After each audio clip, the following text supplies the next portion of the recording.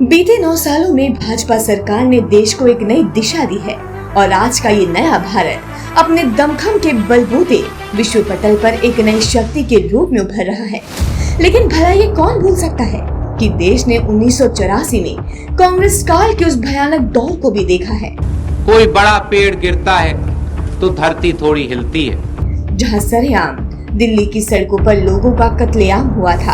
हुकूमत के साये में दिल्ली की सड़कों पर सबसे बड़ा कत्लेआम 1739 में नादिर शाह ने किया था। अगर उसके बाद हुकूमत के साये में दिल्ली की सड़कों पर सबसे बड़ा कत्लेआम हुआ तो 1984 में हुआ। और ये पाप बातों से नहीं भूलने वाला। कोई लाख करे चतुराई कर्म का लेख मिटे न रे भाई। आपको बता दें, ये वही कांग्रेस है जिसने दुश्मन देश चीन की सेना को हजारों टन चावल दिए थे जब वो तिब्बत पर अत्याचार कर रही थी। किसी राहुल गांधी जी के परिवार ने डोकलाम युद्ध के समय चीन के राजदूत के साथ खाना ही नहीं खाया था। पंडित जवाहरलाल नेहरू ने अपने समय में चीन की फौज को खाना और रसद भी पहुंचाया था। पत्रकार का नेहरू जी से सवाल है कि पंडित जी, क्या भारत ने चीन को चावल की सप्लाई की है? नेहरू जी का उत्तर है, चीन को बहुत अधिक मात्रा में चावल नहीं भेजे गए हैं। स्पेशल केस होने की वजह से हमने कम मात्रा में चावल भेजा है। जैसा कि आप जानते हैं, दुर्गम पहाड़ी इलाका होने की वजह से एक मुश्किल मार्ग है, यहां कोई भी काम आसान नहीं है। आगे सुनिए। लेकिन चीन की जरूरत को देखते हुए हमने बहुत मात्रा में चावल देने पर सहमत हुए हैं। यह चावल चीन की सेना के लिए बहुत जरूरी है और हम उन्हें जिंदा रखने में मदद कर रहे हैं। वहां रसद पहुंचाना संभव था। चीन की सेना भूखों मरने की स्थिति में थी।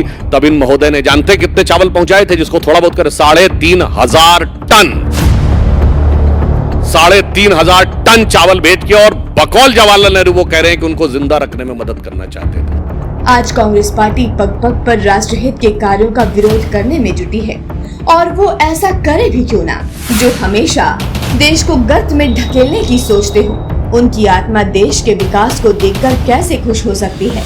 आज अगर भारत को सुपर पावर बनना है तो हमें इंटेलेक्चुअली भी आगे बढ़ना है, फाइनेंशियली भी। हमें लक्ष्मी जी की भी कृपा चाहिए और सरस्वती जी की भी कृपा चाहिए, और दोनों ही कमल पे विराजती है। तो जितना कमल खिला रहेगा, हमारा प्रगति का मार्ग उतना ही प्रशस्त रहेगा। G20 में हमने वो विकास दिखाया कि आज 7.8% के साथ हम दुनिया की सबसे बड़ी अर्थव्यवस्थाओं में सबसे तेजी से बढ़ती व्यवस्थाएं। आज दुनिया में क्या स्थिति है, चाइना की, अमेरिका की, यूरोप की, पाकिस्तान और श्रीलंका छोड़ दीजिए। तो मैं सिर्फ एक लाइन कहना चाहूंगा मोदी जी के लिए, और सर की इस विपरीत परिस्थिति में जैसे देश को चलाया है, हमें इल्जाम मत दीजिए, बहुत अफसोस होता है। हमें इल्जाम मत दीजिए, बहुत अफसोस होता है। बड़ी तरकीब से कश्ती यहां तक लेके आए हैं, बदल देते हैं हम दरिया की लहरें अपनी हिम्मत से। आंधियों में भी चिराग अक्सर हमने जलाए। तथा जिस भारत पर कांग्रेस काल में अनेकों कलंक लगे थे, वही भारत आज नए कीर्तिमान बना रहा है। बात प्रतीकों की नहीं है, हमने हकीकत में इंग्लैंड को पीछे छोड़ के 5वीं सबसे बड़ी अर्थव्यवस्था बन गए। ये प्रतीक नहीं है। अब एक लाइन में सिर्फ कह दूं, देखिए डिस्कशन बहुत हो गया, एक लाइन में कह देता हूं। जो इन्होंने कहा कि बच्चों को अपने आप सीखना चाहिए, बिल्कुल ये जनरेशन अपने आप सीख रही है, और वो कह रही है आपसे, हटा दो ये इतिहास झूठे तुम्हारे, यहां जर्रे जर्रे पे सच है लिखा रे। जो कोई किताबें न बानी कहेगी तो माटी सभी की कहेगी। और आज प्रधानमंत्री मोदी जी के नेतृत्व में देश विश्व पटल पर कांग्रेस काल के बिल्कुल विपरीत अपनी एक नई पहचान को स्थापित करने संग विकास के एक नए अध्याय को लिख रहा है।